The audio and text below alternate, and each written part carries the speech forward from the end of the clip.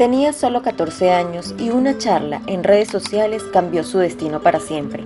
Engañada, pidió ayuda y nadie la escuchó.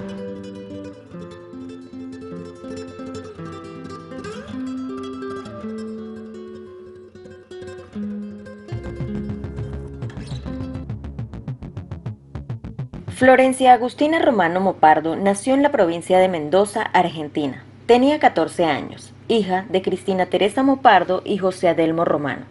Tenía un hermano llamado Matías Ariel Romano Mopardo. Florencia vivía con su familia en el departamento de Guaymallén. Cursaba la escuela secundaria. Estaba en plena adolescencia, en la etapa de explorar amistades, redes sociales, expectativas de futuro. Sus familiares la describen como una joven con ganas de vivir, de estudiar y de compartir con amigas. Según las investigaciones, el 12 de diciembre de 2020, Florencia le dijo a sus padres que iba a visitar a una amiga. Era una tarde calurosa y como cualquier chica de su edad quería disfrutar del fin de semana. Pero lo que sus padres no sabían era que Florencia no iba a la casa de ninguna amiga. Detrás de ese plan había un engaño. Florencia se dirigía a Maipú, un lugar cercano, para encontrarse con un hombre de 33 años, Pablo Ramón Arancibia, a quien había conocido a través de redes sociales. Era la primera vez que se verían en persona. En su casa, su madre Cristina y su padre José la despidieron sin imaginar que ese abrazo sería el último. Su hermano Matías también la vio salir, pero ninguno de ellos sospechó que algo malo pudiera pasar. Pasaron las horas, la tarde se hizo noche y Florencia no volvía. Su celular dejó de responder, los mensajes no llegaban y la angustia empezó a crecer en la casa de Florencia. Su familia decidió ir a la comisaría para denunciar su desaparición, pero allí se encontraron con una respuesta que los marcó para siempre.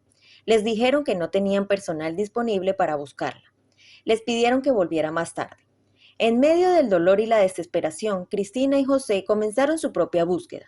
Revisaron redes sociales, hablaron con las amigas de Florencia, siguieron pistas, llamaron una y otra vez a su teléfono, pero nada. Mientras tanto, un vecino de la zona de Maipú escuchó gritos desgarradores que provenían de la casa de Pablo. Eran gritos de una chica que pedía auxilio. El vecino llamó de inmediato al 911 tratando de explicar lo que estaba pasando. Pero del otro lado de la línea, la operadora Verónica Herrera desestimó la llamada. Dijo que no encontraba la dirección en el sistema y colgó. Nadie fue enviado al lugar. Nadie comprobó qué pasaba. Y esa omisión costó una vida. En los días siguientes, la familia de Florencia no se detuvo. A través de las redes sociales rastrearon los últimos contactos de la adolescente, los mensajes, las fotos, los lugares, y poco a poco el nombre de Pablo Arancibia comenzó a aparecer una y otra vez. Era con él con quien Florencia había hablado. Era a su casa a donde había ido. Con esa información, la policía finalmente actuó. 5 días después de la desaparición, encontraron el cuerpo de Florencia en una zanja o cuneta cercana a la vivienda de Pablo.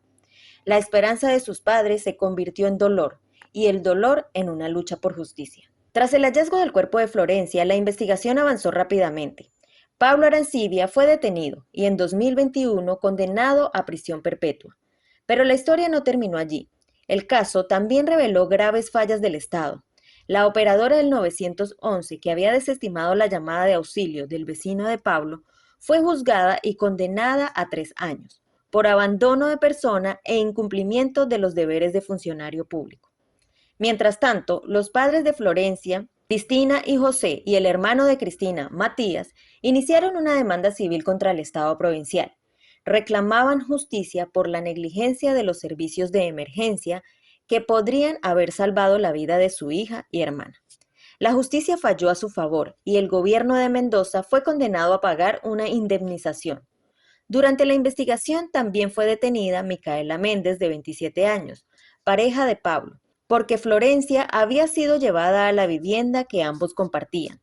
Sin embargo, la fiscalía determinó que no se encontraba en el lugar del hecho y fue liberada días después. Y bueno amigos, así llegamos al final de la historia de hoy. La historia de Florencia Romano no fue solo el hecho de una adolescente, fue también el reflejo de un sistema que falló, una policía que no actuó, una operadora que cortó la llamada, un Estado que no llegó a tiempo. Florencia fue una víctima, sí, pero también fue el símbolo de lo que pasa cuando la indiferencia, la burocracia y la negligencia se cruzan con la violencia de género, y de lo que puede ocurrir cuando una sola llamada no es atendida.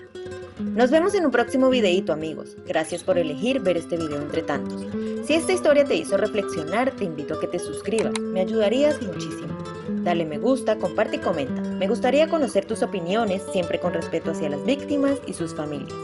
Tenemos que promover a la reflexión y sobre todo conciencia. Y recuerden, si tocan a una, nos tocan a todas. Dios los bendiga a todos y hasta la próxima. Adiós.